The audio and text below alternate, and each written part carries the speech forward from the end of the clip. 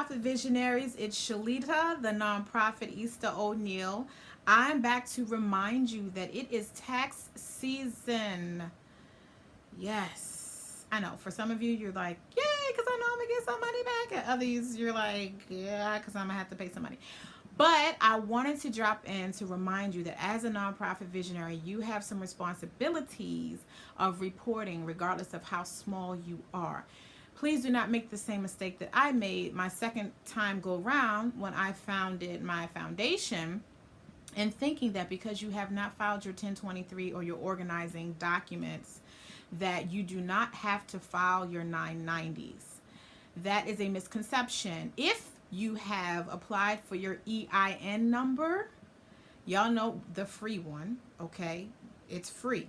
So if anybody that tells you that you have to pay some money to get an EIN number is scamming you, because you can go directly to irs.gov and get your own EIN number, okay? But as soon as you get your EIN number, the IRS considers you a nonprofit organization under courtesy, with the expectation that you are in the process of filing your paperwork. So you will be required, just like everyone else, even if you have not filed your 1023 paperwork, to file a 990. And in your case, it will more than likely be a 990 postcard, because you probably haven't brought anything in. But regardless, you still need to make sure you do that, because what could happen is you could be out of compliance. Like with my foundation, I actually filed for my EIN number 3 years ago. And because of life, I did not get a chance to file my 1023. It was not a priority for me. And then when I did file my 1023 paperwork, I got a notice from the IRS telling me that my tax determination, or my status, had been revoked. I was very puzzled, because I said, well, I didn't even file the 1023 paperwork. How are you going to revoke a status I never had? Well, when I called, they explained to me that the moment I got my EIN number and they issued me that, they considered me a charitable organization. So I had not filed 990s in 3 years, and I had to have my status reinstated. And for me, the timing was, I guess it was good, because I had already I had just sent in my 1023 paperwork, so they were able to revoke my status and then reinstate my status using the same paperwork that I had just mailed in. However, if you paid $875 for the, whatever the amount you paid to file your 1023 paperwork, and you fall out of compliance, you will be revoked and you will have to apply again.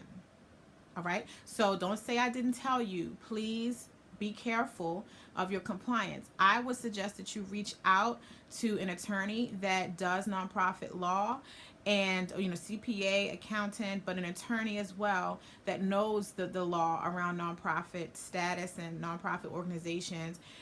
There's some organizations that actually organize these attorneys and pro bono. And they have a number of pro bono lawyers that can assist you to make sure that you are paying attention to your compliance. You do not want to get off on the bad foot trying to save the world, and then you can't, because you didn't follow through with being compliant with your tax paperwork.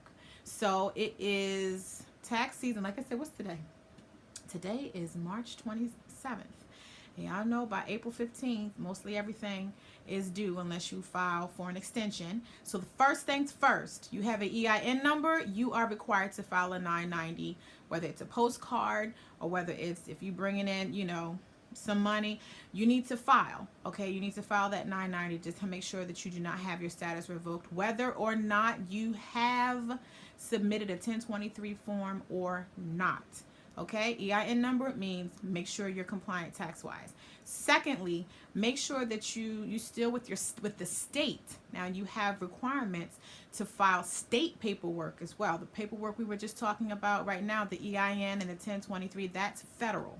So you are also obligated to make sure you are in compliance with state law around taxes as well. And in my state, I'm in Maryland, I am also required to file a personal property tax return for my nonprofit. Whether or not I own any property through my nonprofit or not, I still have to file that paperwork and put 0 and the different areas.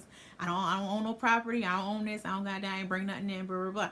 But you have to do that. Good thing for nonprofit organizations to file that paperwork. It is of no cost. You do not have to pay anything. But if you are a for-profit organization, you still have to fill out that personal property tax return just like everybody else. However, it's a $300 fee that you have to send in with that. If you are a for-profit, and depending on what kind of for-profit, that fee could go up. Okay, and how much property you own through your for-profit, that fee could go up. But for our purposes, we're talking about nonprofit compliance. So make sure you know what your state requirements are around compliance with your nonprofit organization. Like I said, with mine in Maryland, I have to file that personal property tax return even if I don't own anything through my organization. Or if you don't, they will suspend your nonprofit status, because understand you have two levels of charitable recognition. So you've got your state and you got your federal. So when you go file your articles of incorporation, that's with your state. For your state to recognize you as a charitable organization and for you to be compliant with their laws and their statutes around nonprofits. So you are still obligated to report to them every year, and through the personal property tax return is one way that you stay compliant with them. Federal is a whole nother level of compliance, but you have to be in compliance with both. Okay? So I hope that was helpful. I'll include some links below again to the IRS. When in confusion, when in doubt, IRS it out. Ha, y'all like that? Hashtag IRS it out. Okay, no, IRS.gov for federal. And then they also, on the IRS.gov also has links that will take you to your state's requirements for certain things too. So make sure you know that. Make sure you do your research. We got to handle our business. Take our business seriously. I hope this has been helpful. If you need more support, if you need some walking through the 1023 or whatever the case may be, you know how to get me, www.shalitaoneal.com, so that maybe we can work together one-on-one. All right, well, until next time, be blessed.